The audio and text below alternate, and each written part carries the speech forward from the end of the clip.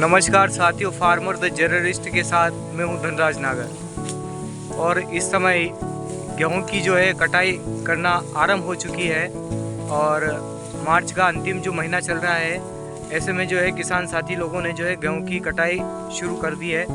ऐसे में आज के इस वीडियो में हम जानेंगे कि गेहूं की जो फसल है उसमें हम कैसे पता लगाएं कि अब ये पक चुकी है और इसमें जो है किस प्रकार से कटाई करना इसमें सही रहता है। आइए हमारे साथ एक किसान हैं, हम इनसे बातचीत करते हैं। नमस्कार जी। नमस्कार सर। क्या नाम है आपका? प्रेमचंद जी। प्रेमचंद जी, ये बताइए कि किसान अभी जो है गेहूं की आप कटाई कर रहे हैं। हाँ सर। तो हम कैसे पता लगाएं कि अब जो हमारा गेहूं है वो पक चुका है, अब ये कटाई के लायक हो चुका है? क्योंकि ये गेहूँ अभी सूखने के लायक हो गए और इसको हम टाइम पे कटना चाहिए, क्योंकि अगर टाइम पे नहीं कटवाएंगे तो एक ज़मीन पे गिरेगी और हम इनको ये और नहीं पाएंगे। सही बात है। अच्छा, अब ये बताया कि गेहूं की जो फसल है वो कितने महीने में तैयार हो जाती है? ये करीबन 3 साढ़े 3 4 महीने के समथिंग तैयार हो जाती है। अच्छा, 3 या 4.5 महीने। ये यहाँ पर हम बगीचा देख पा रहे हैं, तो बगीचे में गेहूं अलग होता है और खुले में अलग होता है। ऐसे में बगीचे का जो गेहूं है उसकी पैदावार कितनी हो सकती है? इसकी कम से कम होती है 10-11 12 बोरी के समथिंग। 15 बोरी मान लो। अच्छे गेहूँ हो तो 15 बोरी हो जाते हैं और लेकिन कमजोर हो तो 10 बोरी 12 बोरी के समथिंग पैदावार हो सकती है। अच्छा, और अगर बगीचा ना हो और खुले में अगर हम गेहूं की बुआई करें तो उसका उत्पादन? उसकी होती है 17-18 के समथिंग। अच्छे गेहूँ अच्छे बीजवार होने चाहिए। अच्छा। ये बताइए कि अब जो आप कटाई कर रहे हैं साहब, तो कटाई करती टाइम पे ऐसी क्या क्या खास बातें हैं जिनका ध्यान रखना चाहिए? कटाई के टाइम पे हमको इनको टाइम टू टाइम टाइम पे काट लेना चाहिए।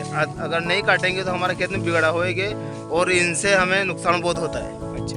कटाई करती टाइम पे जैसे आप काय से काट लो? आप दांतली से काट रहे हैं। दांतली से काटते हैं। कभी कभी हाथ में भी लग जाए तो उसकी सावधानी जरूरी है। हाँ, है ना? लगती है हाथ में सर, हाथ में लगती भी है।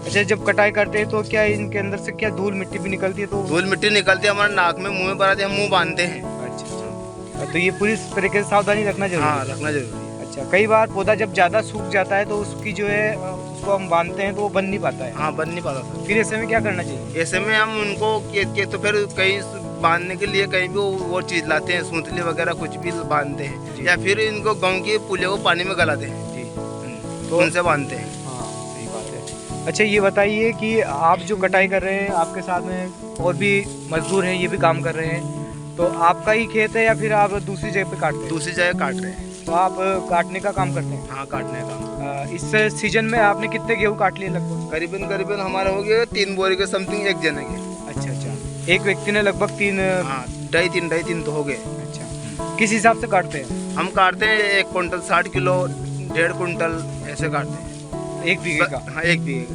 अच्छा, पैसे में नहीं काट करके मजदूर आप जो है गेहूँ? हाँ, गेहूँ से काटते हैं, पैसे से काटते हैं। अब जो है कितना गेहूँ हो रहा है आपके इलाके में? हमारे इलाका में कम से कम हमारे पास टेंडर है, कम से कम 7-8 बीघा टेंडर हो रही है। और काटना पड़ेगा? हाँ, और काटना पड़ेगा। कितने दिन तक और कटाई चलेगी? कम से कम 8-10 दिन तक और मान लो। अच्छा अच्छा।